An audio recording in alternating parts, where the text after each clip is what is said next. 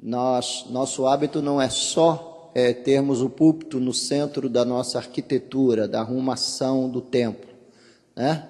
As igrejas romanistas lá, as católicas romanas, têm a mesa, que eles chamam a mesa da Eucaristia, no centro da sua arquitetura. Nós temos o púlpito.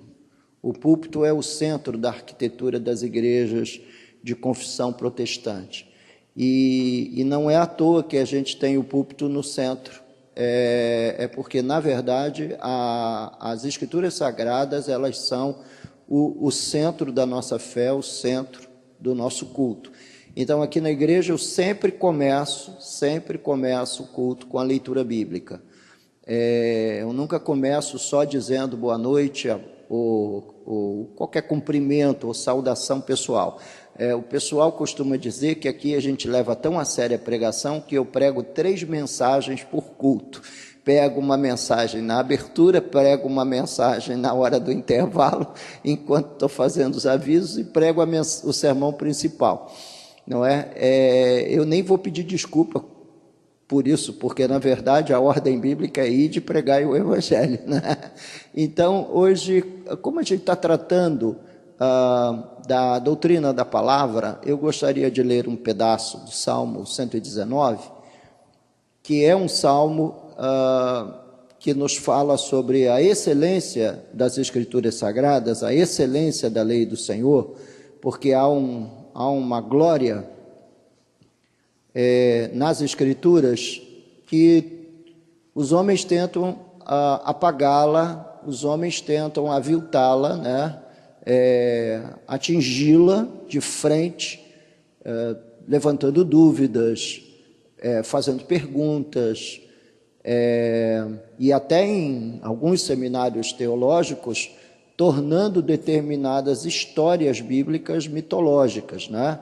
Como a história do dilúvio, como a história do profeta Jonas, que foi engolido pelo grande peixe, e dizem que não há um peixe que tenha vamos dizer, uma garganta suficientemente grande que possa engolir um homem por inteiro, que não existiria oxigênio dentro do peixe para que Jonas pudesse sobreviver o tempo que sobreviveu no ventre do grande peixe.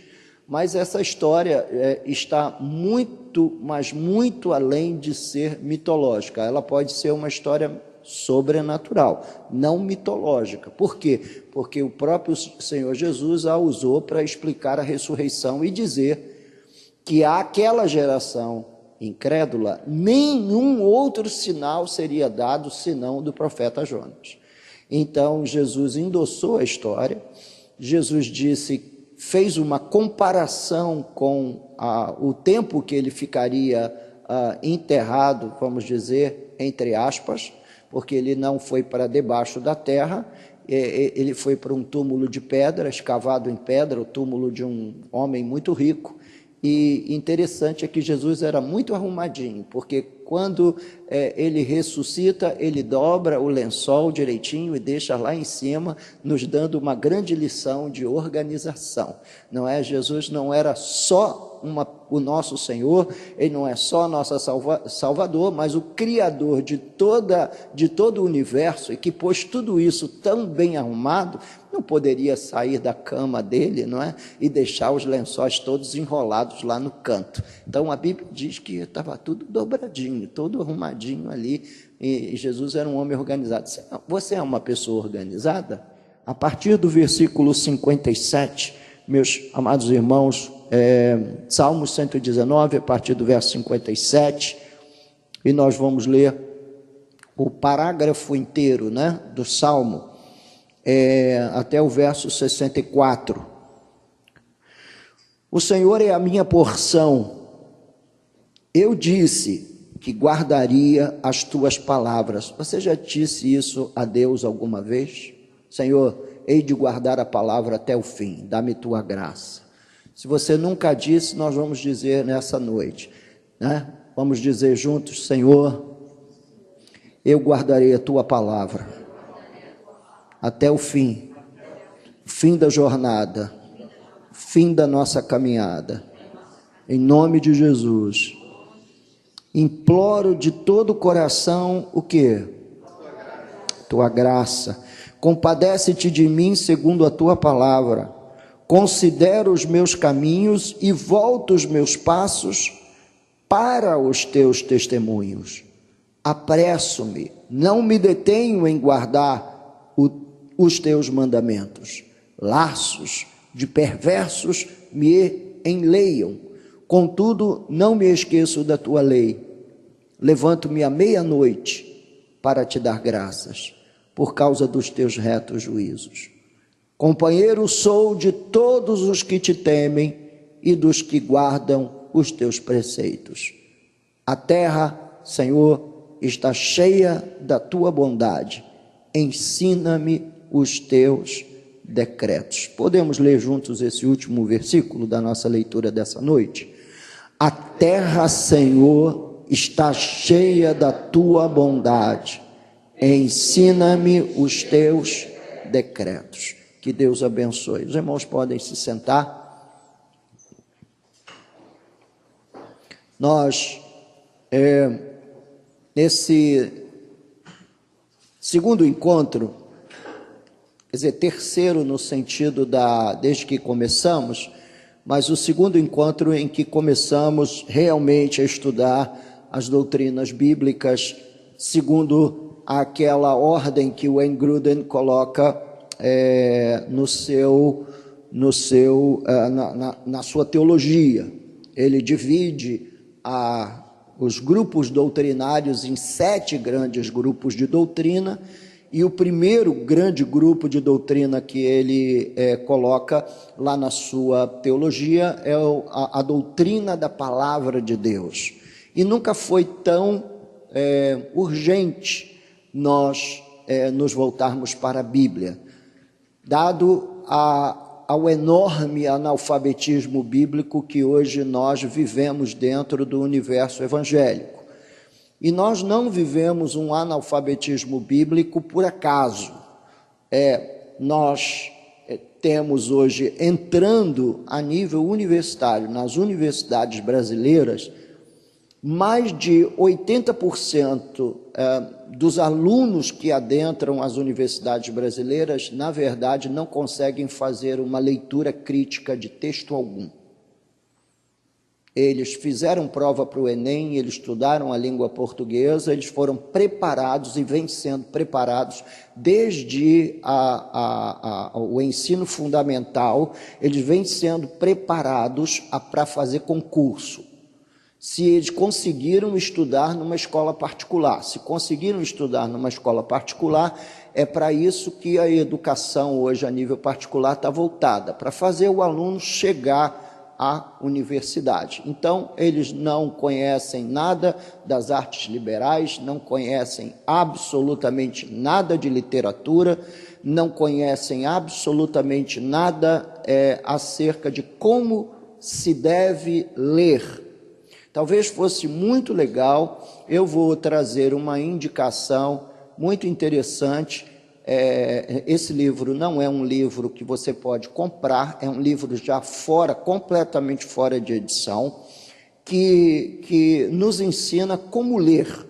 Você está lendo um texto, como é que você vai guardar o texto, fazer uma leitura crítica do texto e, ao final, por exemplo, de um livro, poder fechar os olhos e entender mais ou menos a grande narrativa do livro que você leu e apontar quais são os pontos relevantes que o autor apontou ao longo do livro. Então, hoje a gente vive um verdadeiro desafio dentro do universo da evangelização no Brasil.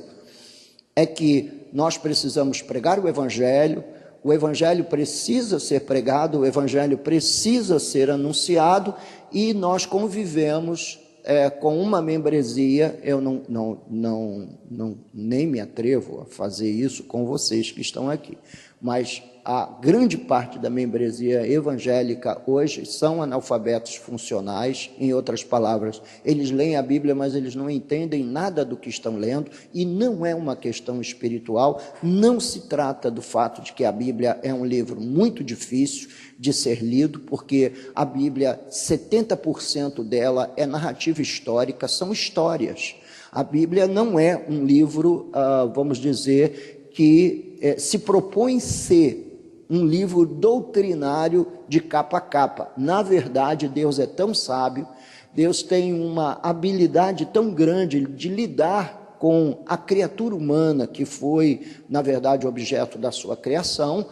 Ele é tão hábil, ele é tão generoso, ele é tão misericordioso, ele é tão bondoso, que nos deu um livro de história, para a gente poder ler esse livro de história e depreender, a partir das histórias lidas, aquilo que ele quer, os desejos dele, as ânsias dele e o ensino dele. Então, se você pegar os evangelhos, os 4 evangelhos de Jesus, você vai ver Jesus narrando parábolas, fazendo comparações figurativas.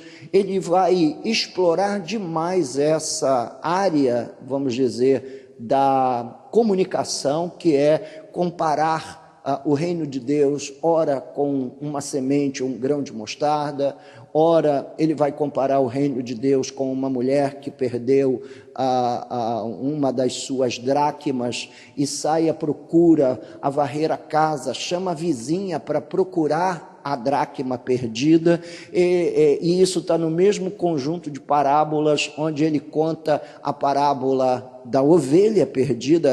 O cara tinha 100 ovelhas, perdeu uma, contou no final do dia, sentiu falta, foi em busca. A dracma perdida significa uma coisa muito interessante, não sei se você tem essa informação, se não tem, vai receber nessa noite, é que uma virgem, quando era desposada, uma virgem pobre, um rapaz pobre, que não tinha como dar a ela, ou pagar por ela um grande dote, o dote mínimo era o dote de 10 dracmas. Então, o que se fazia? Ela juntava as 10 dracmas, não é, uma com as outras, fazia um enfeite, uma guirlanda, colocava essa guirlanda sobre a sua cabeça, e onde ela estivesse passando na rua, todo mundo reconheceria que ela era uma mulher casada, porque ela tinha a guirlanda das 10 dracmas. Então, a parábola conta que essa virgem, essa jovem senhora, perdeu uma. E agora? Como é que ela vai se identificar como uma mulher casada no meio daquela sociedade? Vai despertar a curiosidade, o desejo de outros homens, e ela fica desesperada, até achar a dracma. E ele então diz que é assim que nós, homens de Deus, mulheres de Deus, avivados pelo Evangelho de nosso Senhor Jesus Cristo, precisamos sentir ao olhar para o mundo e vermos pessoas perdidas. Nós precisamos fazer todo esforço, convidar os amigos, convidar os irmãos, unir esforço, todo o esforço necessário para encontrar a dracma perdida. Portanto, a Bíblia é um livro a ser estudado, e é um livro a ser estudado com esse olhar perspicaz, de quem está contando lá uma história para nós, e nós estamos aqui tentando aprender a história. Então, esse negócio de história é uma coisa que eu entendo muito bem, modéstia à parte. Eu sou o maior contador de história da família. Eu contei história para os meus filhos. Meus filhos vieram a Cristo numa noite em que eu estava contando a história para eles da crucificação. Chovia assustadoramente, o céu estava se abrindo sobre a cidade.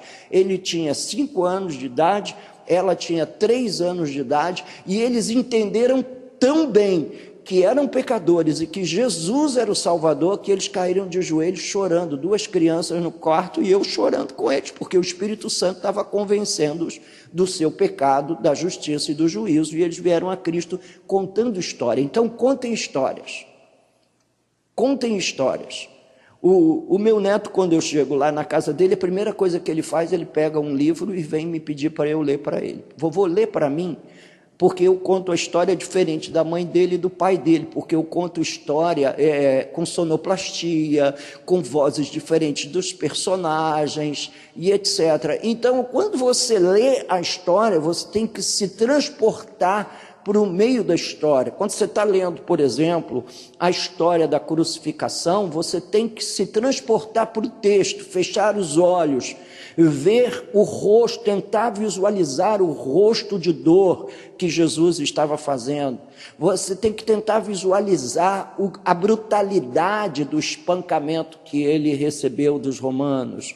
Você tem que tentar fechar os olhos e perceber que ele era, na verdade, uma grande imagem avermelhada, dado estar coberto de sangue, que ele era uma imagem de quem os homens de fato escondiam o rosto, porque o que os romanos fizeram era uma coisa terrível. Então, a Bíblia precisa ser lida, a Bíblia precisa ser estudada, e nós aqui, como digo, pastores, ou pelo menos eu sinto isso, estou pregando para um grupo de pessoas que se considera, que vê a Bíblia, ou que entende que a Bíblia seja um livro fechado, muito difícil, um livro que só pode ser compreendido por algumas pessoas especiais. Tire isso da sua cabeça, afaste isso. Eu nunca poderia deixar de dizer que esse é o pensamento mais diabólico que pode haver na mente de uma pessoa. O segundo pensamento mais diabólico que pode haver na mente de uma pessoa a respeito da Bíblia Sagrada é achar que ela é cheia de contradições, porque de vez em quando alguém resiste à pregação do Evangelho e diz para mim assim: mas a Bíblia, pastor, está cheia de erros, está cheia de contradições. E eu faço como todos os outros cristãos fizeram antes de mim, outros pastores fizeram antes de mim, e outros pastores fazem juntamente comigo nessa geração. Eu entrego o livro para ele e pergunto: me diga um. E o que você encontra é um grupo de pessoas que avilta a Bíblia Sagrada, ataca a Bíblia Sagrada, sem nunca ter lido a Bíblia. Pode acreditar que qualquer repórter de Veja, super interessante, Isto É, ou um desses magazines semanais que nós temos aqui no Brasil, nenhum deles leu a Bíblia, nenhum deles sequer leu as Escrituras, ou sequer leu um único capítulo da Bíblia, e faz uma repetição de afirmações equivocadas e vazias, que ouvira de outras pessoas, de outros amigos, ou que lera numa dessas reportagens que acontece todo ano na altura da Páscoa, explorando a incredulidade, esse clima de ateísmo que nós temos hoje na sociedade, porque é cool ser ateu. Não sei se você conhece essa expressão, que é usada também aqui na língua portuguesa hoje, né? O cara é cool. Cool é o cara da hora, é o cara descolado, é o cara bacana, é uma gíria inglesa. Então, fulano é cool. Fulano é cool porque ele é um sujeito que é descolado, tem pensamentos de vanguarda, tem pensamentos assim liberais e etc. Tem uma ética sexual aberta, é um sujeito mente aberta, não é? Então repetem o que esses bobões falam por aí, e enquanto isso o livro sagrado fica fechado e ninguém conhece. Por isso, todas as grandes dogmáticas, quando começam a expor a doutrina bíblica, começa pela palavra, e começa também por causa desse clima de incredulidade, de completa, vamos dizer assim, desrespeito à Bíblia Sagrada que existe hoje no mundo, na sociedade. E quando essas pessoas se convertem e entram na igreja, são batizados, ainda permanecem por um longo tempo tendo alguma desconfiança, alguma dúvida de que a Bíblia seja a palavra de Deus. Nós exploramos na semana passada, assim, exaustivamente, a passagem de Hebreus capítulo... Sim, de Hebreus capítulo 1, versículo 1. Sim, pode perguntar. O que aconteceu? Eu vou abrindo aqui um parênteses para responder essa pergunta pertinente. A tradução revista e corrigida, ela foi, na verdade, a primeira grande tradução popular aqui no Brasil. Foi a primeira grande tradução popular do universo evangélico aqui no Brasil. E, depois de algum tempo, necessitava, porque a língua é viva, a nossa língua é viva, tanto que existe no Brasil dicionários de gírias brasileiras, né? A língua é viva, os grandes dicionaristas, os grandes linguistas acreditam que a incorporação dessas expressões, vamos dizer, dessas gírias, desses calões, para falar o português assim mais bonito, né? Os calões, né? Destes calões, né? Merecem fazer parte de um dicionário e merecem entrar dentro do contexto da norma popular da língua, não a norma culta, mas a norma popular da língua. Eu, pessoalmente, acho que existem algumas tentativas muito boas e outras muito ruins. Por exemplo, a nova tradução na linguagem de hoje é muito ruim. Por quê? Porque ela resume em 5.000 vocábulos. Ela pega e todo o texto está reduzido a 5.000 vocábulos. Mas, por exemplo, a Almeida, século XXI, que foi uma tradução acompanhada por gente que eu conheço, por exemplo, o professor Luiz Saião é um hebraísta, ele é hebraísta, professor da USP, é um cara assim altamente capacitado para fazer isso. O Dr. Shed, falecido Dr. Shed, foi meu professor no seminário. O falecido Dr. Shed dava aula com o Novo Testamento grego aberto diante dele. Então ele era assim altamente capacitado para fazer isso. Então eu acredito que a revista e atualizada século XXI já é uma excelente opção para você que quer ter uma tradução mais contemporânea das Escrituras. Eu até recomendo para que seja a sua segunda versão, aquela que está, vamos dizer, você usa uma e a segunda versão. Então, todo o meu conhecimento bíblico é da revista e atualizada. Então eu tenho textos todos assim decorados, ou textos todos assim na minha cabeça da revista e atualizada, é a que eu uso. Agora, qual a outra tradução que eu uso como consulta? Eu uso a Almeida século XXI, tá? Almeida século XXI. Já me perguntaram sobre a mensagem do Eugene Peterson, chama-se A Mensagem. Vocês conhecem? Conhecem? Então, a mensagem é uma paráfrase, não é uma tradução. A mensagem é uma paráfrase. Conquanto o Eugene Peterson seja um acadêmico muito bem recomendado, eu não aconselho os irmãos lerem paráfrases. Eu aconselho que os irmãos tenham uma paráfrase para fazer consultas ocasionais dos textos que vocês estejam estudando, mas não para ser a sua Bíblia de cabeceira. Mas, voltando aqui ao assunto, nós passamos a semana passada, assim, exaustivamente em Hebreus capítulo 1, vocês se lembram? Vamos lá comigo? Vamos recomeçar daqui.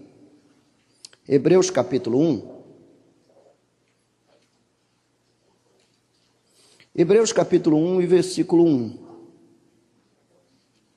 Hebreus,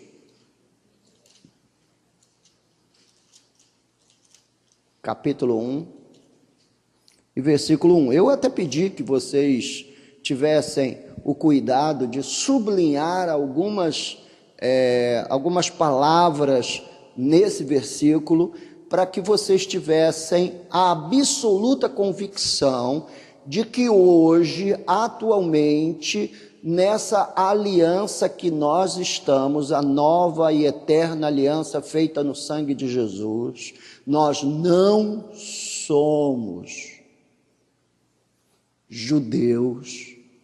Tá bom, irmãos? A gente olha para o Velho Testamento, bate continência, louvado seja Deus, reconhecemos como palavra de Deus, mas percebemos que o Velho Testamento serviu de condução para nos revelar a glória da nova aliança. Paulo vai dizer que a lei serviu de aio. O que é aio? Aio é um fio condutor para nos levar a Cristo.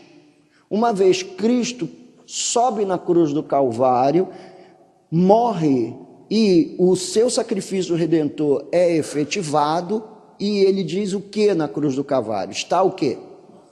Está consumado. O que está consumado? O que está consumado é a lei e os profetas. O que está consumado é a lei e os profetas. A partir dali de Jesus, nós temos uma nova e eterna aliança feita no seu sangue. Então, no passado, até o consumado de Jesus, o livro aos Hebreus, a carta aos Hebreus, vai dizer assim: havendo Deus, quando? Outrora. Outrora é presente, passado ou futuro? Passado. Então, havendo Deus, vírgula, outrora. Por que esse monte de vírgula? Às vezes a gente pensa que as vírgulas não fazem parte do texto. Não, as vírgulas existem para dar ritmo ao texto e enfatizar o texto. Outrora, falado, muitas vezes e de muitas maneiras aos pais, por quem? Pelos profetas. Então, como Deus falou outrora? Pelos profetas. Aí aconteceu o quê? Jesus morre na cruz e diz: está consumado. Consumado o quê? A lei e os profetas. Nestes últimos dias, nos falou por quem? Pelo Filho, a quem constituiu o herdeiro de todas as coisas, pelo qual também fez o universo. Então, como Deus fala conosco nestes dias? Pelo Filho. Então, a pessoa de Jesus, sua obra redentora e o conteúdo universal dos seus ensinamentos, é dessa forma que a gente precisa ouvir Deus falar conosco. E quando é que nós vamos ouvir Deus falar conosco assim? Quando nós estivermos consultando o ensino do Filho, o ensino do Evangelho. Entenda-se que também nós vimos já, lá em Atos dos Apóstolos, capítulo 1, o prosseguimento, a maneira como os apóstolos continuaram a propagar o ensino de Jesus, também pode ser considerado como inspiração do Espírito Santo, e é por isso que isso acabou no cânon sagrado. Os ensinos de Paulo, os ensinos de Pedro, os ensinos de João, os ensinos apostolares, também conhecido nas cartas de Paulo como a tradição dos apóstolos. Essa sagrada tradição, essa sagrada herança, esse sagrado legado apostólico nos foi concedido através de suas cartas, através de suas comunicações e dos seus ensinamentos. Esses ensinamentos estão onde? Na Bíblia Sagrada. Por que nós devemos estudar tanto o Velho quanto o Novo Testamento? Porque é importante a gente perceber a sombra, como é importante a gente perceber a realidade. Quando eu te vejo no sol, eu vejo você e a sua sombra projetada. É muito interessante entender a sombra e entender a realidade. Por que o pastor está usando esse negócio de sombra e realidade? Porque o escritor aos Hebreus faz uso dessas duas metáforas, dizendo que todas aquelas peças do tabernáculo e todo o culto do Velho Testamento era a sombra das coisas que viriam. Então, quando veio Jesus, veio a realidade, e é nele que nós temos que prestar atenção. Por isso, os reformadores, lendo o Novo Testamento, disseram que a única pessoa capaz de fazer uma transmissão de poder redentor é Cristo Jesus.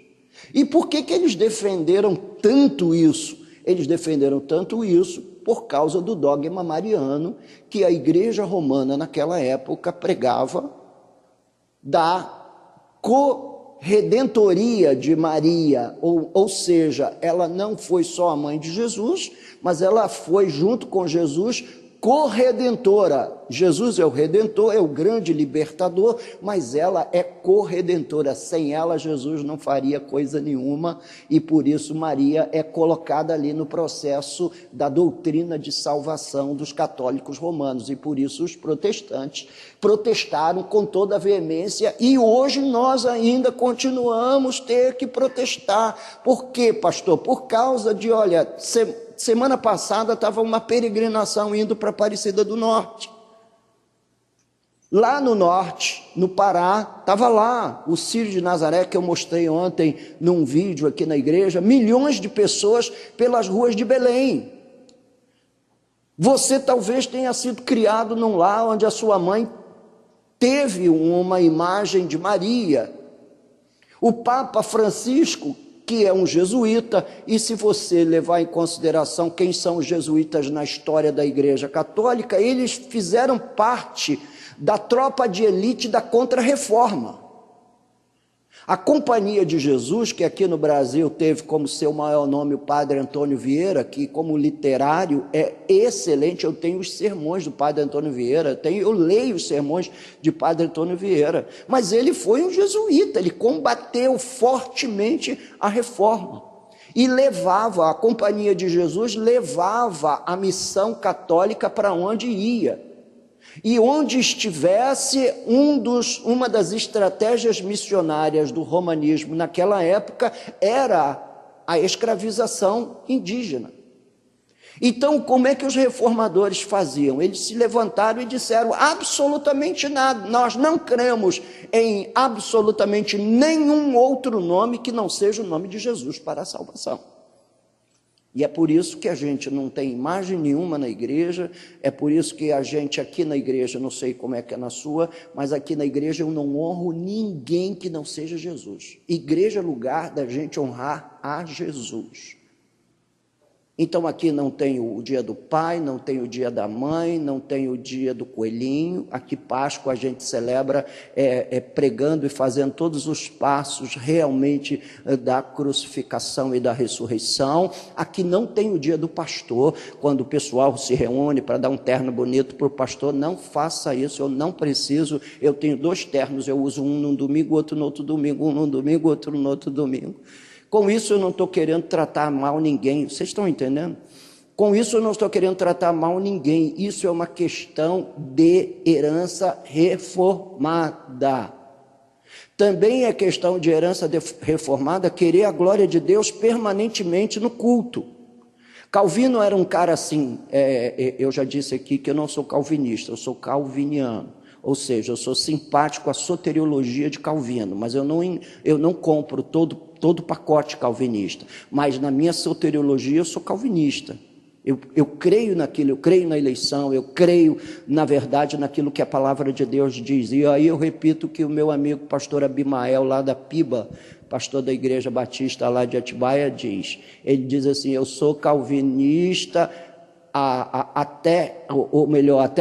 enquanto o calvinismo afirma biblicamente sobre um assunto. A coisa é como eu sou, eu creio. Agora, voltando ao tema, por conta disso, Calvino, ele só cantava salmos, ele fez uma arrumação assim de músicos e poetas na igreja para musicar os salmos, e eles têm assim, talvez seja a obra poética mais bela deixada por um reformador, foi o que o Calvino deixou. Fora o que os hinos que Lutero compôs. Lutero era músico, ele tinha uma vantagem acima de Calvino. Calvino não era músico.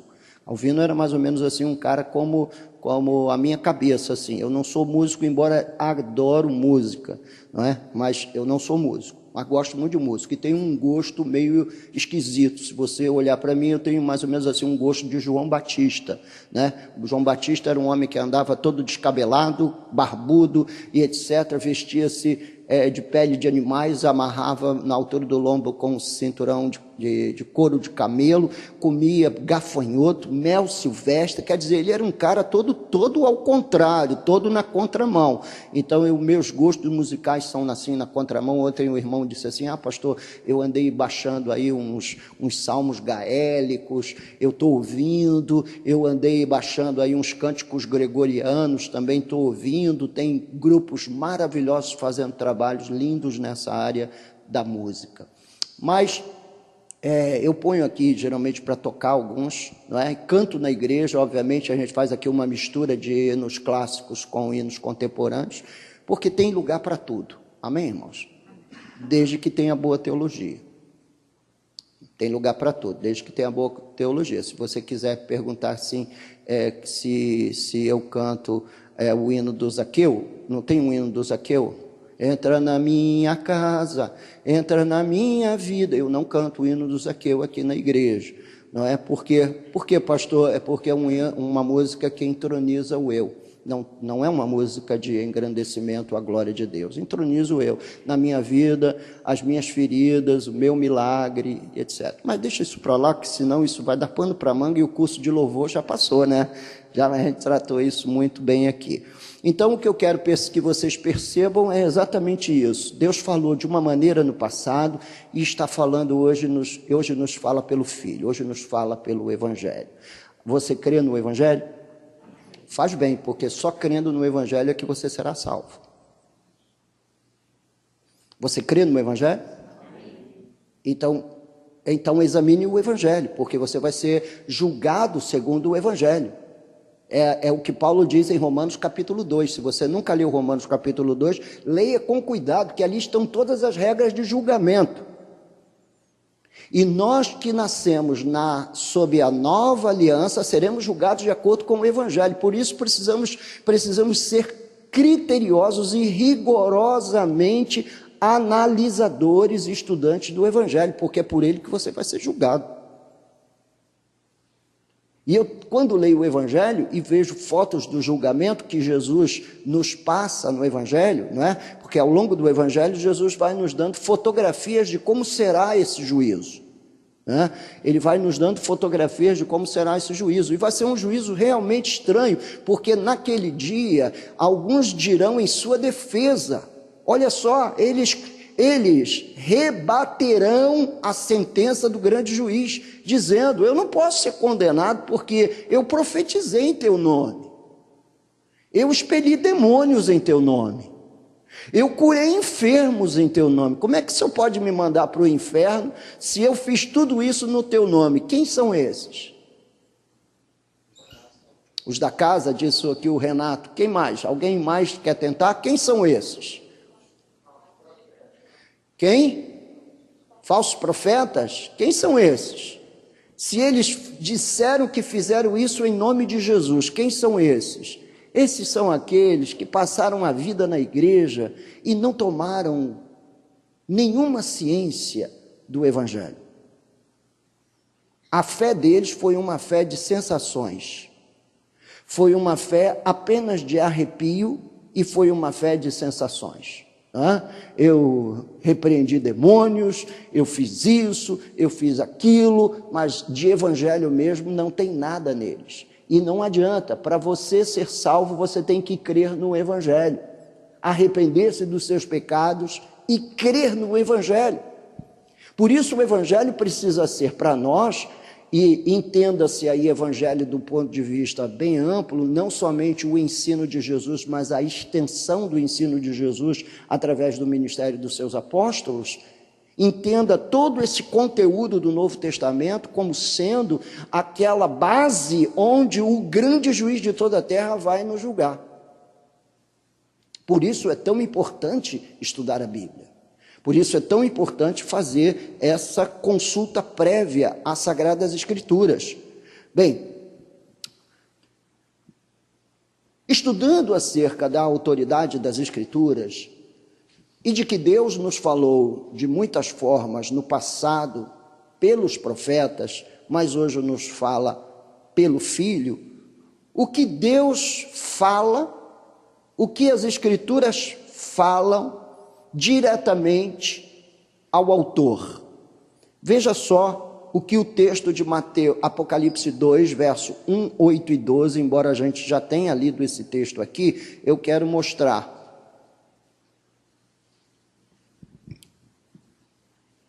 Apocalipse capítulo 2, versos 1, 8 e 12, diz assim: ao anjo da igreja em Éfeso escreve: estas coisas diz aquele que conserva na mão direita as 7 estrelas e que anda no meio dos 7 candeeiros. Quem é o autor dessas palavras? Jesus. Verso 8: ao anjo da igreja em Esmirna escreve: estas coisas diz o primeiro e o último que esteve morto e tornou a viver. Quem é essa pessoa? Jesus. E o verso 12, que diz: ao anjo da igreja em Pérgamo escreve: estas coisas diz aquele que tem a espada afiada de 2 gumes. Quem é esse? É Jesus. Nós encontramos, portanto, autoridade no texto bíblico por conta do testemunho de que quem ditou estas palavras foi Jesus.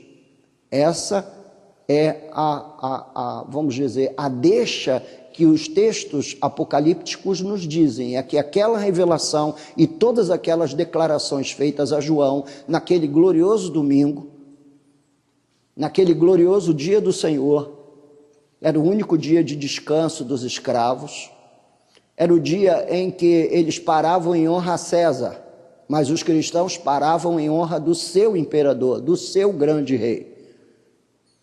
E eles paravam e Deus abre os céus e revela o Apocalipse a João. Então, essa revelação mencionada pelo próprio João foi uma revelação que veio diretamente dos lábios de Jesus. Agora vamos ler, por exemplo, o texto de Lucas. É fruto do quê? Alguém ditou para ele? Vamos ver o texto de Lucas, capítulo 1, versos de 1 a 3. O que diz? Quem encontrar, lê para mim para facilitar, fazendo favor. Agora, obrigado, irmão. Eu não sei como há gente que contesta o estudo acadêmico das Escrituras depois de ler um texto desse. Lucas está dizendo que o texto que nós temos em mãos é um texto de pesquisa, é um texto científico, é uma comprovação científica, onde ele procurou fazer uma pesquisa séria, um levantamento de dados sério, e colocou todos os acontecimentos em ordem cronológica para nos dar um texto pedagogicamente coerente, não somente um texto coerente, mas um texto pedagogicamente coerente. Aí às vezes a gente tem uma coisa assim: eu sou contra esse negócio de estudar, eu sou contra esse negócio de você ir para seminário, esse negócio de teologia, porque isso faz com que você seja um crente, vamos dizer, apagado, frio. Não, apagado e frio é quem não lê a Bíblia, é quem não estuda a Bíblia. O estudo das Escrituras nos leva ao entendimento da vontade de Deus e aviva o nosso coração, ilumina a nossa mente, ilumina a nossa alma. Portanto, o texto que nós temos catalogado entre o que chamamos de cânon sagrado, o texto de Lucas, já não foi uma coisa que ele pode dizer que ouviu sobrenaturalmente. Não, ele fez uma pesquisa curada. Você andou com Jesus, você também, você viu ele curar aquele cego. Como é que foi? E escrevia a história. Você, como é que foi? Papapá. Você, como é que foi? Papapá. E depois, no fim, ele tinha um texto de uma pesquisa acurada, de entrevistas que ele fez. O texto não é escrito em tom jornalístico, portanto, ele não está escrevendo uma narrativa jornalística, ele está fazendo, na verdade, compondo um texto de narrativa histórica. Foi assim que aconteceu, e a figura que ele queria iluminar no texto foi a figura de Jesus. Aliás, os 4 evangelhos iluminam Jesus de ângulos diferentes.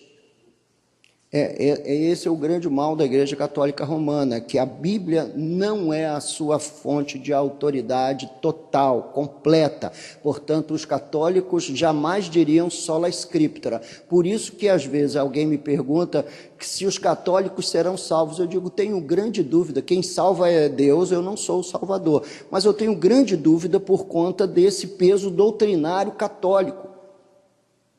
É um peso doutrinário com o qual você não pode conviver, porque eles ensinam que essa tradição da igreja é uma tradição a ser, vamos dizer, respeitada e tida como algo de grande valor orientador para a vida dos cristãos. E não é.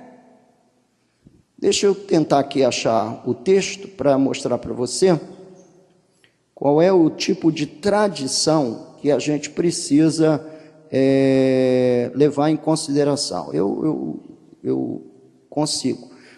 Enquanto isso, por favor, procurem para mim João capítulo 14, versículo 26. A palavra de Deus nos tem dado informações que Deus falaria. Deus falaria através das lembranças. Deixa eu ver.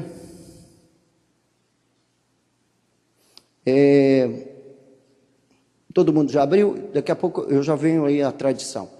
Já encontrei o texto que eu queria.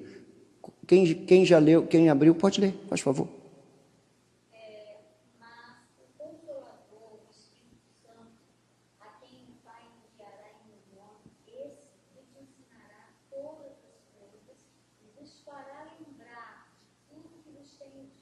Então, o Espírito Santo ativaria a memória para fazê-los lembrar de todo o ensinamento de Jesus. Quando Lucas faz a sua pesquisa de campo, quando ele faz uma pesquisa acurada dos fatos para colocar tudo em ordem, ele conta com essa ação do Espírito Santo, atuando na lembrança, no cérebro.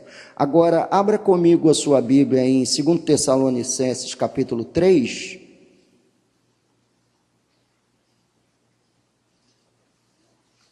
Segundo Tessalonicenses capítulo 3, para você entender a questão da tradição.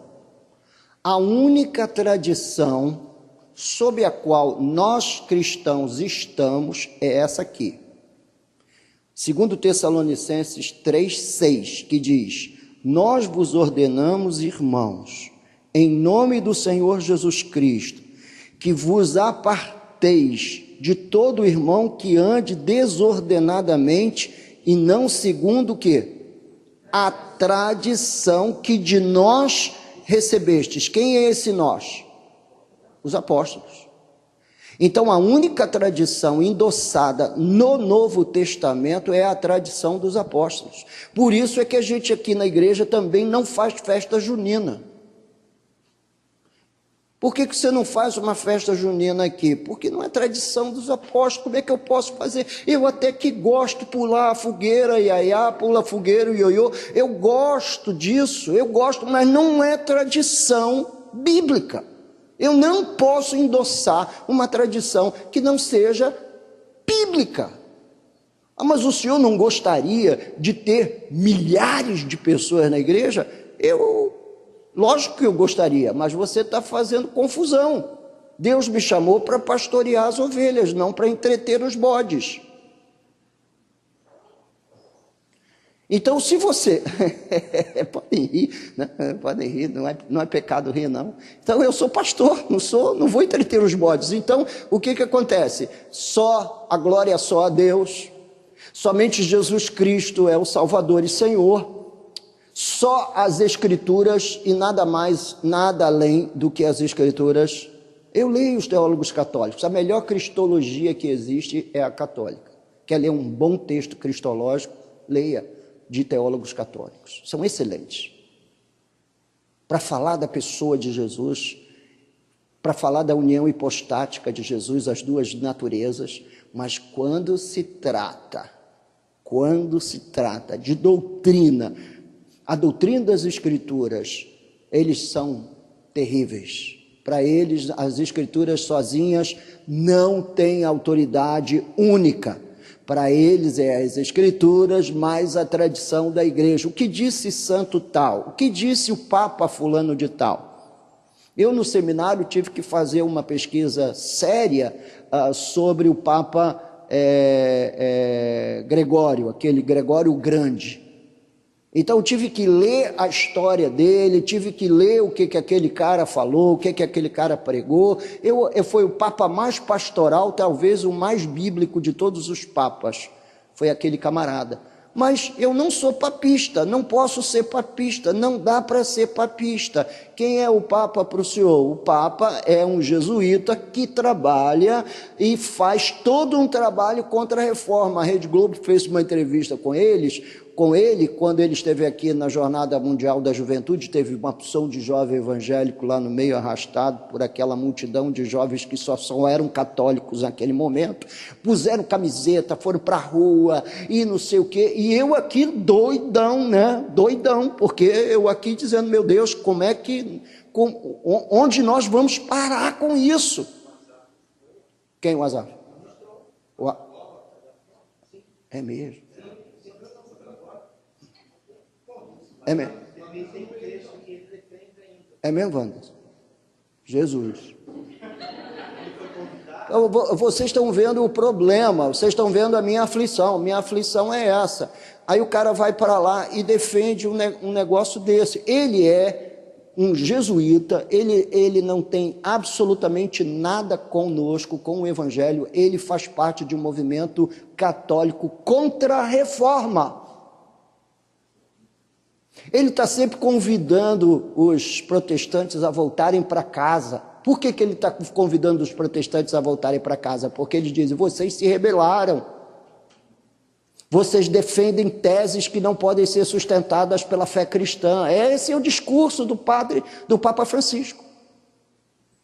E ele, quando foi entrevistado pela Globo, ele disse que esteve na Argentina, em alguns lugares, em que as pessoas ali não tinham presença católica romana, mas tinha presença protestante, e os membros da igreja guardavam as suas imagens dentro do armário. Vocês viram a entrevista dele? Recuperem a entrevista dele, está lá.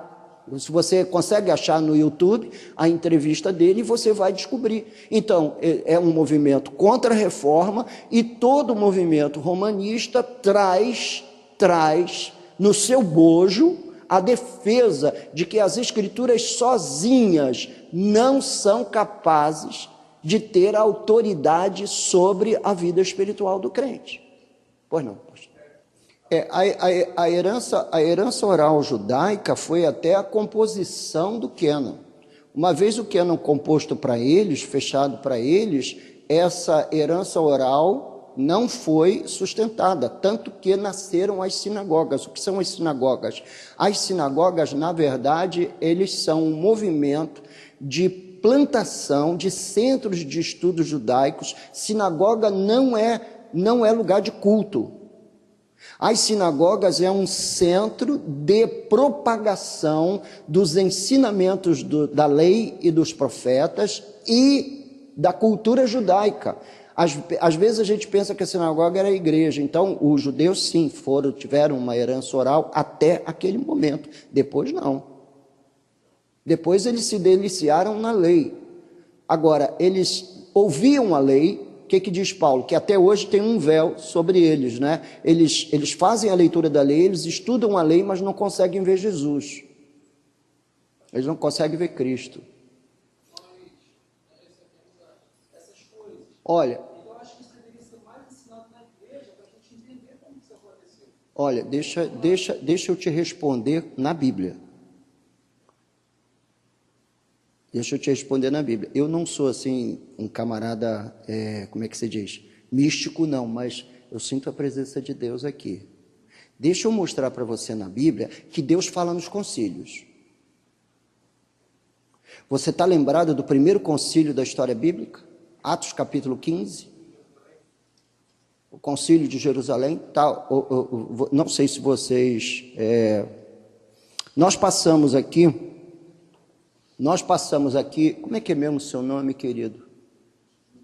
Gilmar. Gilmar, em toda igreja tem os interessados e desinteressados, não é isso? Toda igreja. Nós passamos aqui aproximadamente 3 meses estudando a história da igreja, e uma das lições foi a história dos concílios, onde nós passamos por todos esses concílios, onde foi discutido assuntos de teor doutrinário. Foram discutidos assuntos de teor doutrinário, porque eles não podiam deixar de discutir os assuntos doutrinários para poder fechar o quênon. Porque havia muita literatura e havia muita fábula. Hoje você tem a Bíblia Sagrada, mas você tem uma igreja universal vomitando fábulas sobre os cristãos todos os dias. Você imagina um tempo onde em cada esquina você tinha um contador de histórias dizendo que Deus mostrou isso para eles. Ou você tinha os gnósticos, que foram aqueles contra o apóstolo Paulo, lutou terrivelmente, que dizia que tinha um conhecimento secreto da pessoa de Jesus.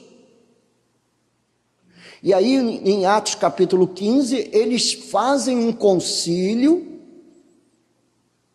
para tentar entender um problema que estava acontecendo, e um problema era muito simples, era se o judaísmo se perpetuaria para dentro da igreja, exigindo que cristãos convertidos, exigindo que crentes convertidos guardassem a lei ou não.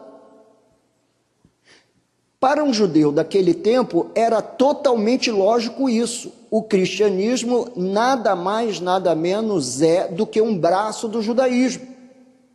Nasceu aqui dentro de um judeu para judeus.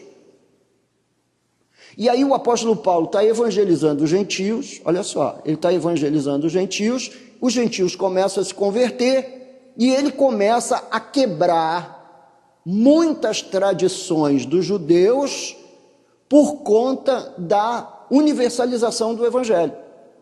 É acusado, é maldosamente zombado, é maldosamente conduzido o seu caso a Jerusalém para a grande liderança da igreja em Jerusalém. E então acontece um concílio, que diz lá o concílio, então se reuniram, verso 6. A controvérsia é contada do verso 1 ao verso 5, não é? Aí no verso 6 diz, então se reuniram os apóstolos e os presbíteros para examinar o quê? Quem se reuniu? Os apóstolos e os presbíteros ou anciãos, não é? Eles se reúnem para resolver o conflito. Muito bem. Havendo grande debate, quer dizer, o negócio lá o quê? Pegou fogo, né? E tal, tem que guardar a lei, não tem que guardar a lei, tem que ir para o templo no sábado, tem que fazer sacrifício, tem que circuncidar, não tem que circuncidar. E afinal, quem tem que dar a palavra nesse negócio aí? Eram só homens que estavam ali reunidos. Eram presbíteros e eram quem? Apóstolos, que estavam ali reunidos. Irmãos, vós sabeis que desde há muito tempo Deus me escolheu dentre vós para que por meu intermédio ouvissem os gentios a palavra do evangelho e crescem. Ora, Deus que conhece os corações lhes deu testemunho, concedendo o Espírito Santo a eles, como também a nós nos concedera. E não estabeleceu distinção alguma entre nós e eles, purificando-lhes pela fé o coração. Agora, pois, por que tentais a Deus, pondo sobre a cerviz dos discípulos um jugo que nem nossos pais puderam suportar, nem nós? Mas cremos que fomos salvos. Mas cremos que somos salvos como? Por isso que nós, cristãos de herança protestante, dizemos sola gratia. Fomos salvos exclusivamente pela graça de Deus. Nós os que cremos, fomos salvos pela graça do Senhor Jesus, como também aqueles o foram. Continuando. E toda a multidão silenciou, passando a ouvir a Barnabé e a Paulo, que contavam quantos sinais e prodígios Deus fizera por meio deles entre os gentios. Depois que eles terminaram, falou Tiago, dizendo: irmãos, atentai nas minhas palavras. Expôs Simão como Deus, primeiramente, visitou os gentios a fim de construir dentre eles um povo para o seu nome. Quer dizer, ele recontou a história da casa de Cornélio. Conferem com isto as palavras dos profetas, como está escrito: cumpridas estas coisas, voltarei a reedificar o tabernáculo caído de Davi, e levantando de suas ruínas, restaurá-lo-ei, para que os demais homens busquem o Senhor, e também todos os gentios sobre os quais tem sido invocado o meu nome. Então eles se firmaram no quê para tomar a decisão? Eles se firmaram nas Escrituras que já tinham em mãos. Diz o Senhor, que faz estas coisas conhecidas desde séculos. Pelo que julgo eu, não devemos perturbar aqueles que dentre os gentios se convertem a Deus, mas escrever-lhes que se abstenham das contaminações dos ídolos, bem como das relações sexuais ilícitas, da carne de animais sufocados e do sangue, porque Moisés, em cada cidade, desde tempos antigos, Moisés tem em cada cidade, desde tempos antigos, os que o pregam nas sinagogas, onde é lido todos os sábados. Mais na frente, você vai encontrar a mesma narrativa da história do Concílio de Jerusalém, sendo dita da seguinte forma: pareceu bem ao Espírito Santo, bem como a todos nós, não vos impor maior encargo do que este. Então, Tiago reconheceu, e toda aquela assembleia constituída de apóstolos e presbíteros reconheceu que a ordem foi do Espírito. Então, não podemos jogar esses concílios históricos na lata do lixo e dizer que foi humano, não. É uma incoerência bíblica. Agora, quando que a gente vai dizer que é do Espírito ou que é humano? Quando não tem respaldo na palavra revelada. E o que eles usam? Eles usam o texto da palavra revelada para julgar a situação, e isso é do Espírito. Então, não tenha medo, não. Você tem um livro inspirado nas mãos. Os concílios fizeram um bom trabalho. Criaram divisões, criaram debates, criaram circunstâncias terríveis, mas Deus fez uso desse caminho para fazer chegar à nossa geração um livro com a mensagem pura do Evangelho. Por isso eu louvo tanto a Deus. Por isso eu sou um pastor que eu louvo tanto a Deus, mas eu levo tanto na cabeça, levo muita pedrada. Meus colegas me dão muita pedrada. Mas você como é que se diz? Você é radical. De radical a legalista, eu já recebi tudo quanto é título e carimbo. De radical a legalista, só porque eu quero conservar aquilo que os nossos antepassados conservaram. Eles perceberam que a historicidade da fé cristã está na defesa de que só as Escrituras é a autoridade para você fazer qualquer coisa na igreja. As Escrituras dizem, apesar de eu achar que todo pastor merece ser devidamente honrado, porque a Bíblia também ensina isso, mas ela não ensina um dia do pastor. Não ensina. Ensina. Então, com que autoridade eu digo para a minha igreja que eles não podem esticar bandeirinha na igreja, nem colocar a figura do Papai Noel nas classes da escola bíblica dominical, nem guirlandas na igreja? Desculpa, não tem. Olha, eu não consigo evoluir, mas vou te dar lá a palavra. Na igreja não tem Papai Noel, não tem figura do Papai Noel, não tem figura de árvore, não tem árvore de Natal. Eu não monto árvore de Natal. Porque você não acha bonito? Não, eu acho lindo aquelas luzes piscando, humaniza a cidade, fica um negócio bacana, é bonito de se ver. Mas como é que eu posso desvirtuar o olhar da minha congregação do maior mistério do Novo Testamento, que é Deus se fazendo carne? Eu não posso distrair o povo. O povo tem que estar com o olhar no mistério, e o mistério foi o Deus Todo-Poderoso, Criador dos céus e da terra, se fez carne na pessoa de seu Filho Jesus. E é isso que o pessoal tem que ter diante dos seus olhos na época do Natal. Os shoppings já fazem o trabalho deles de desencantamento do Natal. E a igreja vai entrar por esse caminho? Nananina, não aqui. E pelo menos enquanto eu viver. Perco gente a beça, a pessoa se converte em janeiro, quando chega em dezembro, não vê que eu armei a árvore de Natal, pega a Bíblia dele e vai embora para outra igreja. E eu vou aqui fazendo meu trabalho de discipulador, de orientador, de pastor. Né? Sim, querido, pode perguntar. Para mim, eu libero os irmãos disso. Para mim é o seguinte, o dia que eu morrer, não falem mais de mim. Não mencionem meu nome. Me esqueçam, porque eu vivo para tornar um único nome vivo na sua memória. E esse nome é o nome do Senhor Jesus.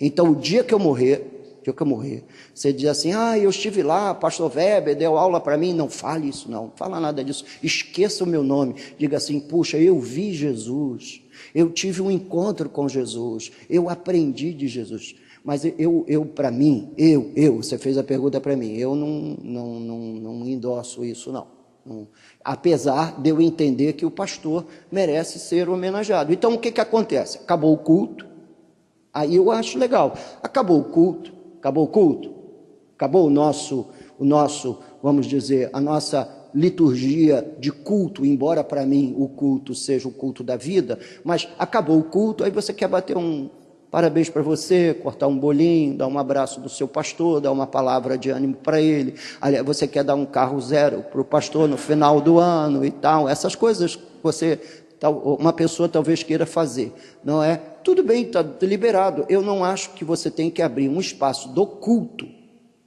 para você fazer isso.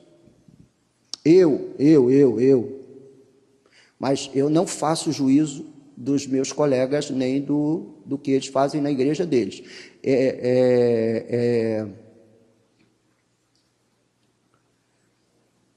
Quando você vai lendo a história dos reformadores, você vai lendo que eram os caras mesmo, assim, de oposição. Eles se opunham ao sistema religioso influente nos seus dias. Eles faziam esse tipo de oposição, eles andavam na contramão mesmo. Então eles disseram que não. Especialmente Calvino, como eu me acho calviniano, aí quando eu vou lendo assim a história dele, as manias dele, eu disse, poxa, esse cara parece que é meu irmão de sangue. Porque ele tinha umas manias,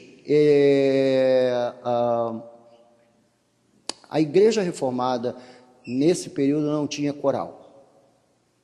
Não tinha ninguém cantando na frente da igreja. Todo cântico era congregacional. Todo cântico é congregacional. E o que movia esses caras era a busca da glória de Deus. Eles tinham temor de tocar na glória de Deus. Um temor que hoje a gente não tem. Nós não criamos hoje cristãos que tenham temor de tocar na glória de Deus. Hoje, mais ou menos, está todo mundo mais ou menos se sentindo no direito até de cobrar a Deus aquilo que Deus está devendo a ele. Isso é meu direito. Fazem música para cobrar o direito. Restitui, eu quero de volta o que é meu. Tem coisa pior, né? Tem. Aí são capazes de incluir na enologia tua, eu sou canela de fogo. Né? São os que eu tenho assim na memória. Reteté de Jeová, estou nadando no azeite, não consigo parar. De onde vem isso? Eu só sei esse. A Lourdes diz, esse é o seu repertório, meu amor. Eu só sei disso, eu não conheço outros. Embora o irmão Enoque, ele não está aqui, né? Tem algum parente do Enoque aqui? Não, né? O irmão Enoque me emprestou um delicioso CD chamado Louvor Rural. Rapaz, eu me deliciei. Meus filhos eram adolescentes, então quando eu punha aquele CD no carro para tocar na volta da igreja para casa, eles tinham um ataque. Vai ouvindo aí atrás, ó, tal, dizia eu para ele. Viu, meu querido irmão, me perdoe de eu mexer assim tão profundamente, talvez, numa prática. Eu acredito na honra a quem tem honra, eu acredito pessoalmente, mas acho que isso tem que ser feito depois do culto, à parte, num salão anexo.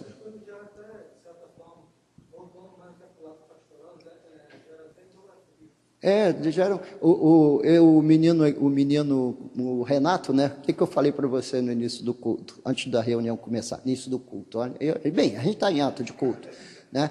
O Renato me disse assim, não, eu pedi para ele sair desse lado, vim para o lado de cá, e ele disse, para a gente ficar na frente do mestre. Eu falei, olha, faz isso não, a ninguém chameis vosso mestre, nem vosso pai. Eu não sei por que na Igreja Católica chamam o líder de padre, porque a ninguém chameis nem vosso pai, nem vosso mestre, porque um só é o vosso pai, e um só é o vosso mestre. Ele disse, olha, não faz isso não, eu sou um pecador depravado, salvo pela graça de Deus, que você repara os dons que Deus pôs na minha vida e fica talvez abençoado com esses dons, mas eles não são meus. Eles não são meus. Nenhum dom pertence a uma pessoa, eles não são meus. Isso é de Deus. Então me chama de pastor, que eu acho que já é uma grande honra. Chamar de pastor, acho que já é uma grande honra, mas eu não sou mestre, né? Eu sou um pecador que Deus colocou alguns dons para ensinar, né? Vamos lá, gente, vamos ler o último ponto comigo, esse com a letrinha maior que está aqui projetada na parede. Independentemente da forma como as palavras vieram aos autores. No Apocalipse, as palavras veio dos próprios lábios de Jesus. A Lucas veio pela acurada pesquisa. A João, Jesus disse que o Espírito Santo iria fazer lembrar. Então não importa o caminho pelo qual as Escrituras nos chegaram, mas elas nos chegaram. E eu louvo a Deus por isso. Elas nos chegaram, estão nas mãos. Então, independentemente da forma como as palavras vieram aos autores e da influência da personalidade de cada um no que escreveram, foi assim que Deus determinou. Deixa eu tentar evoluir um pouquinho mais. Se Deus afirma que as palavras das Escrituras são suas, isso é muito legal a gente ver isso na Bíblia Sagrada, não há autoridade superior a qual recorrer para refutar essa afirmação, a não ser as próprias Escrituras. E o que Jesus disse das Escrituras? Examinem as Escrituras, porque julgais haver nelas vida eterna, e são elas que testificam de mim. Então, como você refutar um argumento de Jesus? Você quer me conhecer? Leia as Escrituras. Você quer aprofundar sua relação comigo? Leia as Escrituras. Você quer mergulhar numa vida de intimidade maior comigo? Leia as Escrituras. Afinal, que autoridade poderia ser mais elevada do que a autoridade de Deus? Assim, no final das contas, as Escrituras obtêm a sua autoridade de si mesmas. A autoridade na Bíblia está endossada pela própria Bíblia, e esse endosso tem a chancela do Espírito Santo. Escritura para mim na verdade, não é só para mim. Se você quer de fato saber quem hoje, ou qual igreja hoje pode estar, vamos dizer, dentro daquele cenário da verdade revelada, é o quanto ela ama as Escrituras, o quanto o seu pastor ama as Escrituras, o quanto ele a expõe com fidelidade. Então, as Escrituras Sagradas têm autoridade máxima. As afirmações e reivindicações bíblicas tornam convicções pessoais por obra direta e expressa do Espírito Santo. Quando que essas palavras se tornam convicção para nós? Depois de nós a lermos, estudarmos, e o Espírito Santo gera essa convicção. Afinal, não é as Escrituras que dizem que o Espírito Santo testifica com o nosso espírito que nós somos filhos de Deus? Não é isso que diz as Escrituras? que o Espírito Santo testifica com o nosso espírito de que nós somos filhos de Deus. Há uma testificação do Espírito Santo ao coração do servo de Deus. E todo aquele que tem o Espírito Santo tem também amor genuíno pelas palavras do Espírito Santo. Operação sobrenatural na leitura. Bem, eu gostaria de falar um pouquinho sobre isso. Eu acho isso, assim, muito importante. Alguém está com celular? Avisando que é 9 horas, hora de terminar a aula, mas não vou obedecer não, que vocês tomaram um pouquinho de tempo da aula. Vou precisar de mais uns minutinhos aqui para avançar, senão eu não avanço, senão eu vou ficar os 23 lições na doutrina da palavra, né? Eu falei 9h15, mas não, eu sei, mas o alarme do celular foi calibrado. Né? Então, há uma operação sobrenatural do Espírito na leitura bíblica. A leitura bíblica precisa ser feita com a atenção suficiente para a gente perceber Deus falando conosco. Quando vou ler a Bíblia, eu peço a Deus que fale comigo. Eu assevero Hebreus capítulo 1, versículo 1. Diz: Senhor, o Senhor falou no passado aos nossos antepassados na fé pelos profetas, mas hoje o Senhor fala pelo seu Filho. Me deixa ouvir sua voz. Me deixa entender o que o Senhor quer da minha vida. E com certeza, em alguns momentos eu saio com respostas muito claras sobre perguntas que eu faço a Deus, e em outros momentos eu sigo na sombra, na dúvida, como a maioria dos mortais, para que ninguém me ache diferente e que Deus não me torne um homem diferente dos demais. Você vai ficar na dúvida. Você vai ficar na sombra, na escuridão, sem saber todos os detalhes do plano. Deixa eu ir desembrulhando à medida que o tempo passa, para que você entenda que o tempo e a eternidade está nas minhas mãos, não é na tua. Não é pelo esforço de você estudar a minha palavra que você vai saber cada passo. Já vieram me perguntar se o Temer é o anticristo, já vieram me perguntar se a igreja, no domingo depois do culto, um jovenzinho muito queridinho, chegou aqui muito pequenininho, ele veio me perguntar: pastor, a igreja católica é a grande meretriz? O Papa é o anticristo? Eu falei: olha, você anda lendo coisa por aí, pré-milenista, toma cuidado e etc. Mas quem é a besta? Quem é a grande meretriz? E etc. E ele veio me fazendo essas perguntas. Nós vamos abordar isso aqui, né? Eu espero que a gente saia amigo no fim, não é? Mas a gente vai abordar isso aqui. Então, há uma operação sobrenatural do Espírito Santo enquanto você lê as Escrituras. Você quer ver? Quantos já leram o livro de Daniel? Livro de Daniel.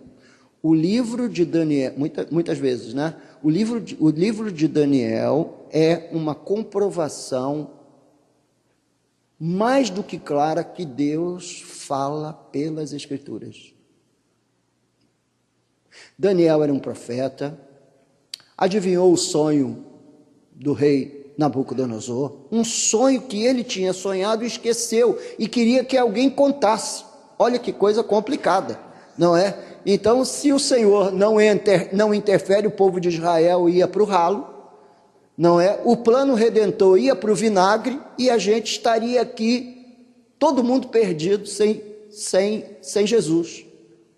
Porque o povo de Israel teria sido eliminado. Aliás, algumas vezes nas Escrituras, a gente vê esse eminente desaparecimento do povo de Israel. O povo de Israel está lá debaixo do governo de Faraó. A gente pensa, vai todo mundo, vão limpar o sebo de todos os judeus. Aí, eles saem do Egito. param na frente do Mar Vermelho. Isso agora não tem escapatória. O exército do maior exército do mundo encurralou eles entre o mar e eles estão lá. Aí você vê, Deus abre o Mar Vermelho, engole os egípcios, eles seguem sobrenaturalmente. Você vai lendo a Bíblia, aí o plano, de repente, por exemplo, vamos voltar um pouquinho para trás da história de que eu comecei. Aí você vê o plano redentor na mão de um cara chamado Jacó. Você pode imaginar um negócio desse? O plano redentor nas mãos de um sujeito mau caráter, mentiroso, como Jacó. Pois o plano redentor, a tocha do plano redentor andou na mão dele. E aliás, ele foi o pai das 12 tribos de Israel. Imagina um troço daquele. Aí você vem acompanhando a história, você chega no livro de Esther. Você chega no livro de Esther e diz assim, os judeus todos vão morrer. Ela entra em jejum, pede que todo mundo que a conheça jejue também, e começam a jejuar. E Deus muda a história de modo que o perseguidor, o grande perseguidor do povo de Deus morre, ele e toda a sua família.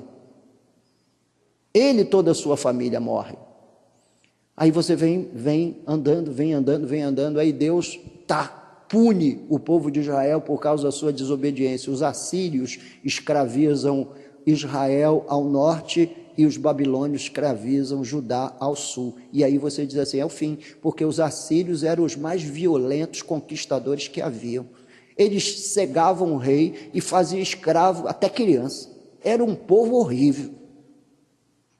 O povo de Judá vai para a Babilônia, mas a profecia de Jeremias foi qual? 75 anos depois vocês vão voltar.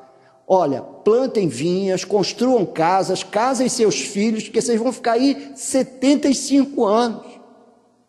E quando foi, havia uma multidão que havia saído de Judá. E quem percebeu a profecia de Jeremias? Quem percebeu? Quem percebeu? Daniel. Por isso é que quando eu tenho uma classe assim com mais de um, eu fico muito feliz querendo estudar a Bíblia, porque naquele tempo tinha milhões de pessoas e só um lendo a Bíblia. E só um orando. Porque ele foi jogado na cova dos leões, por quê? Porque estava orando. Orava 3 vezes ao dia, abria as janelas para o Oriente e se voltava para Jerusalém por conta da promessa que Deus fez a Salomão na inauguração do templo. Aí ele está lendo o livro do profeta Jeremias e se depara com a profecia e começa a orar todo dia para Deus tornar aquela profecia real. Então, o livro de Daniel é o livro que ilustra aquilo que eu estou dizendo. Deus está conosco enquanto examinamos as Escrituras. E se existe um momento em que Deus está com você e tabernacula com você, é um momento da leitura bíblica. Quer ter um encontro com Deus? Abra a sua Bíblia. E à medida que você for lendo, você vai ser esclarecido. E à medida que você for esclarecido, esse esclarecimento vai influenciar a sua oração. E à medida que o seu esclarecimento cresce, a sua oração cresce, sua relação com Deus cresce. Se a igreja brasileira se desse ao trabalho de examinar as Escrituras, de fazer uma leitura séria das Escrituras e entender que as Escrituras é a viva palavra de Deus para nós, nós seríamos uma outra igreja.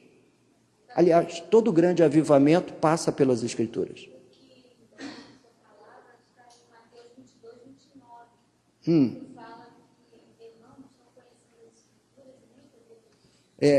Essa foi uma palavra dita por conta de um escorregão doutrinário. Está num outro contexto. Jesus fala isso aos saduceus, porque eles contam aquela história do cara que tem 7 irmãos, a mulher morre e vai passando de irmão para irmão, não é? E eles se perguntam de quem ela será esposa na ressurreição. Quer dizer, eles ainda esperavam que na ressurreição eles ainda iam ter casa, mulher, roupa lavada, essas coisas todas, né? Então eles ignoram os trajes gloriosos, eles ignoram que você terá um novo corpo, eles ignoram toda a parte escatológica do pós-túmulo. E Jesus disse que isso é um erro. Nós não podemos ignorar o que acontecerá depois que a gente morrer. Por isso que escatologia é uma doutrina bíblica. A gente tem que examinar a escatologia. Em João 10, 27, Jesus afirma que suas ovelhas ouvem e acatam. Olha o que diz João 10, 27. Pode ler comigo? O que diz aí? João, capítulo 10, verso 27. As minhas ovelhas ouvem a minha voz, eu as conheço e elas me seguem. Os apóstolos, eu tenho que dar o braço a torcer. Eles foram realmente figuras especiais e por isso não existe apóstolos contemporâneos. Porque eles ouviram, eles foram testemunhas, eles viveram um estilo de autoridade que não existe mais. Não existe mais.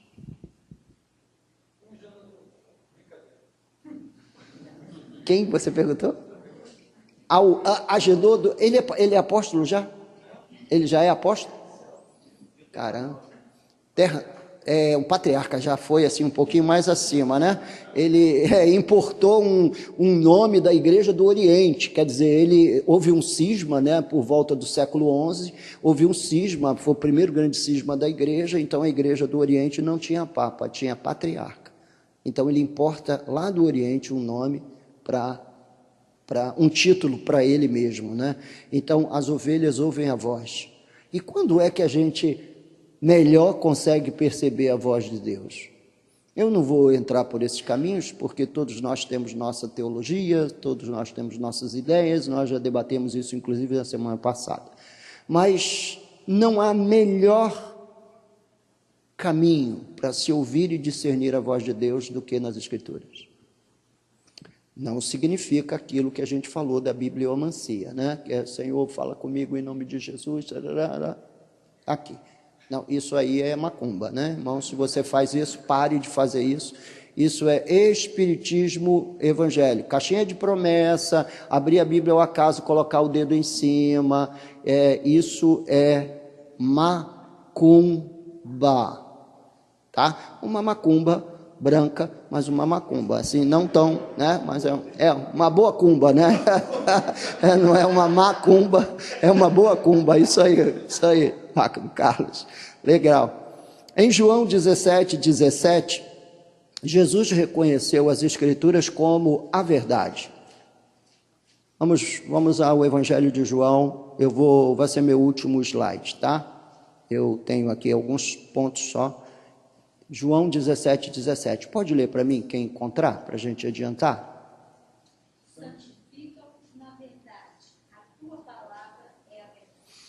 Então, não existe melhor fonte de consulta para uma vida santa do que a Bíblia. Né? Não existe melhor fonte de consulta. Meus alunos no seminário, eu tenho duas cadeiras no seminário. Então, eu dou aula de plantação de igreja e dou aula também de devocionalidade. Então, quando você dá aula de devocionalidade, você passa pelas práticas das disciplinas espirituais ou as práticas devocionais nas Escrituras para estudar aquilo que a gente chama de teologia prática. Então, eu uso 2 Timóteo capítulo 3 para falar com eles sobre esse tema, e a gente vai construindo os diversos paradigmas da espiritualidade cristã. Passa por diversos aspectos, mas eu começo a aula dizendo assim: eu estou aqui, a minha missão é fazer os senhores desistir do ministério. Estão no último ano, hein? Estão fazendo o curso de capacitação ministerial. Estão no último ano. Eu digo, a minha função aqui é fazer os senhores desistirem. Aí diz, arregalam o olho assim. Como assim, pastor? Ué, quer que eu desenhe? Eu vou passar esse tempo todo ensinando vocês a não se meter nisso. Nós já estamos saturados de gente mal intencionada dentro do mundo evangélico. Eu não quero criar mais um. Então eu não sei qual é a intenção que os trouxe aqui, que os faz sentar diante de mim. Mas se essa intenção não for vinda do trono da glória celestial, vocês vão desistir no fim. Porque eu vou mostrar para vocês o que é ser pastor. Pede para sair. É igual um treinamento lá nos fuzileiros, igualzinho. Aquele treinamento da tropa de elite que vocês viram no filme, né? Que onde pede para sair, confessa, eu desisto. Aí é porque os caras querem, fazem uma ideia muito vaga do ministério. Mas voltando ao texto, Jesus declara que as Escrituras é a verdade. Qualquer coisa que não possa ser endossada pelas Escrituras é uma boa experiência, é tudo legal, é muito bonito, mas não é verdadeiro. Por exemplo, pessoal que vai para a rua aí fazer escola de samba gospel. Vocês veem os caras defendendo, é muito legal, nós vamos para lá evangelizar.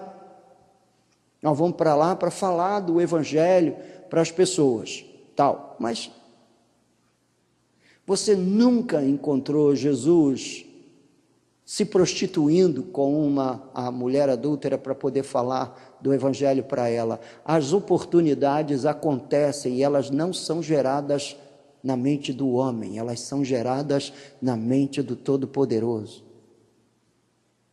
Nascem lá em cima, lá na glória. Ontem a Lourdes disse para mim, você sabe quem estava aí no culto? Falei, não. Ela citou o nome de 2 pessoas que eu já não vejo há muito tempo. Eu falei, poxa, mas eles foram escolher para vir ao culto logo hoje. Aí eu falando com a Lourdes, mas não foram eles que escolheram. Há alguém controlando a história. Há um soberano cuidando de cada dia.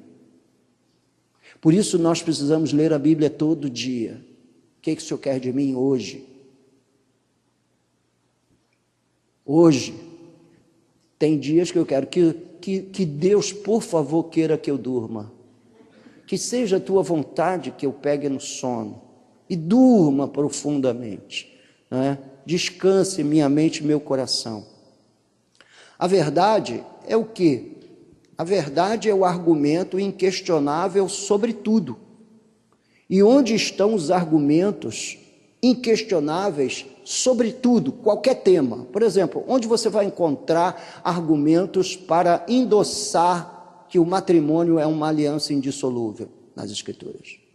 Onde você vai encontrar argumento para defender os marcos regulatórios do culto cristão, que o culto não pode ser como você quer, que você não pode sair da igreja dizendo, hoje eu não gostei do culto, porque o culto não é para você. Onde estão isso? Onde está isso? Nas Escrituras. Onde você vai encontrar elementos para poder fazer aquilo que você faz? Nas Escrituras. Onde estão os padrões éticos? Onde estão os padrões morais? Nas Escrituras. Por exemplo, há um grande questionamento ético hoje no mundo evangélico. Aliás, não, esse questionamento já houve há algum tempo, já vem há algum tempo acontecendo, que é a questão do uso ou não de bebidas alcoólicas. Eu sou abstêmio, eu não tomo nada, eu não tomo nem cerveja, nem vinho, nem cachaça, nem uísque, nem coisa nenhuma, e não tente me tentar convencer que os povos de não sei onde, os cristãos de não sei onde, tomam. E aí eu tenho alguns colegas, pastores, que dizem, é por isso que eu te acho um legalista. Eu falei, você não sabe o que é legalista. Sabe o que é legalista? É um sujeito que vive de acordo com a lei. Eu vivo segundo o Novo Testamento, na Nova Aliança, eu não sou legalista. Tem nada de lei comigo. Aí eu faço assim uma defesa do não tocar em álcool. Não sei se você toma umas biritas aí pelas esquinas, mas se você toma, bem, primeiro eu não tenho nada com isso se você toma ou não, quem tem é você e Deus, mas eu gostaria muito de ler com vocês, e deixa o seu dedinho aí e abra também em 1 Coríntios 6. E quando eu faço isso tudo aí, por que eu estou tentando, por que eu estou lendo esses textos com vocês? Não é para dizer a vocês o que vocês devem fazer ou não. Isso aí não sou eu que mando na sua vida. Eu estou apenas mostrando para vocês como se constrói um argumento escriturístico.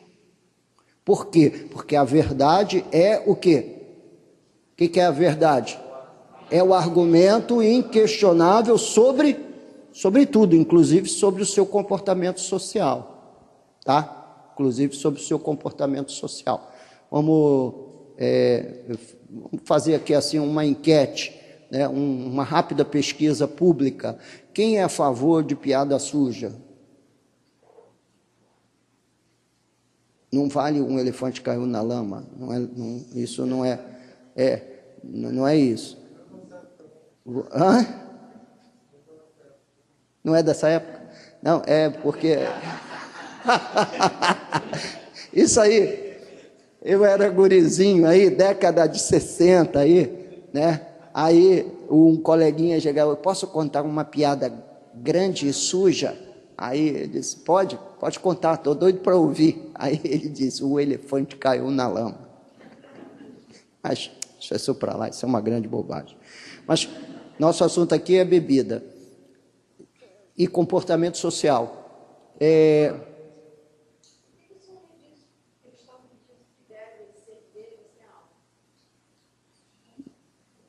Olha, eu como não sou um apreciador de cerveja, nunca fui, aliás, nunca bebi cerveja, já provei, mas nunca fui bebedor de cerveja, já provei antes de ser cristão, antes de me converter, deve-se fazer essa nota de rodapé. Então, mas eu diria para você que se ele gosta do sabor do líquido, não vai alterá-lo.